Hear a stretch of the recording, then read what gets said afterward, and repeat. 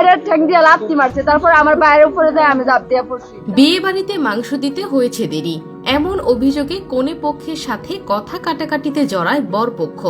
এক পর্যায়ে লাইট বন্ধ করে বরপক্ষের ওপর হামলা করে কনে পক্ষ।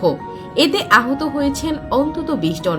গত 2রা এপ্রিল বুধবার দিবাগত মধ্যরাতে লালমনিরহাটের সদর উপজেলার মহেন্দ্রনগর ইউনিয়নের কাজির চৌরা গ্রামে চাঞ্চল্যকর এই ঘটনাটি ঘটেছে। এতে এলাকায় চাপা উত্তেজনা বিরাজ করছে।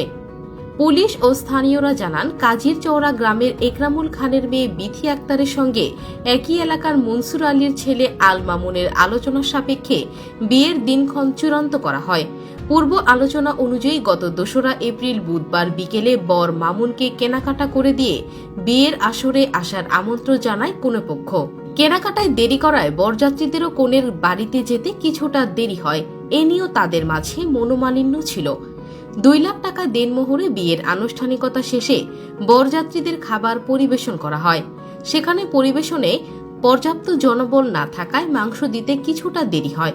সেই সাথে মাংস কম দেওয়ার অভিযোগ তুললে বাধে বিতর্ক। এক পর্যায়ে কনে পক্ষের লোকজন ক্ষিপ্ত হয়ে আলো নিভিয়ে দিয়ে বরপক্ষের লোকজনের ওপর এলোপাতাড়ি প্রহার শুরু করে। এতে অন্ধকারে 2 পক্ষের নারী শিশুসহ অন্তত 20 জন আহত হন। এ সময় বরপক্ষের গাড়িও আটক করে রাখে কনে পক্ষের লোকজন। পরে স্থানীয় আহতদের উদ্ধার করে লালমনিরহাট সদর হাসপাতালে ভর্তি করে। সেখানে 9 জন ভর্তি হয়ে চিকিৎসা নিচ্ছেন। বাকিরা প্রাথমিক চিকিৎসা নিয়ে বাড়ি চলে গেছেন। বর আল মামুন তার আত্মীয়ের বাড়িতে এবং কনে বিথি আক্তার পাশের এক আত্মীয়ের বাড়িতে আশ্রয় নিয়েছেন। বিয়ে হয়ে গেলেও সংঘর্ষের কারণে তাদের দেখা হয়নি। বরের দুলাভাই আহত সুজন ইসলাম বলেন, বরযাত্রী যাওয়ার কথা ছিল 40 জন, আমরা গিয়েছিলাম 32 জন। এতগুলো মানুষের খাবার পরিবেশন করতে তাদের পক্ষ থেকে ছিল মাত্র 2 জন লোক। তার উপর প্লেটে বালু, বেসিনে পানি নেই, ভাত দিলেও তরকারির খবর নেই। এ নিয়ে একটু কথা কাটাকাটি হলে কনের চাচা বাড়ির ভেতর থেকে লাঠি এনে আলো নিভিয়ে এলোপাতাড়ি প্রহার শুরু করে। অন্ধকারে তাদের লাঠির আঘাতে উভয় পক্ষের লোকজন আহত হয়েছেন। বেশি আহত হয়েছে বর পক্ষের লোকজন। কনের চাচাতো ভাই নয়ন খান পাল্টা অভিযোগ তুলে বলেন, বর পক্ষের লোকজন 40 জন আসার কথা থাকলেও তারা আসে আরো বেশি। তবুও আমাদের পক্ষ থেকে কোনো অভিযোগ কিংবা মনোমালিন্য ছিল না। তবে মানুষ বেশি আসায় খাবারের সংকট ছিল।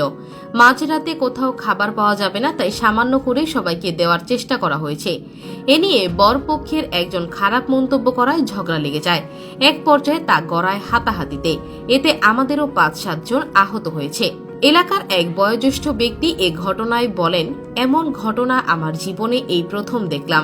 বিষয়টি হতাশার। কনে পক্ষের বাড়িতে বরপক্ষ আসে, এরপর খাওয়া দাওয়া নিয়ে ঝামেলা লেগে যায়। আমার কথা হলো, মানুষ কি বিয়েতে শুধু খেতেই আসে? বিয়ে একটি মধুর বন্ধন।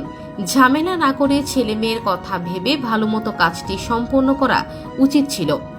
এমন ঘটনা থেকে মানুষজন কি শিখবে? আমি তো আমার ছেলে মেয়েদের বিয়ে দিতেও এখন ভয় পাচ্ছি।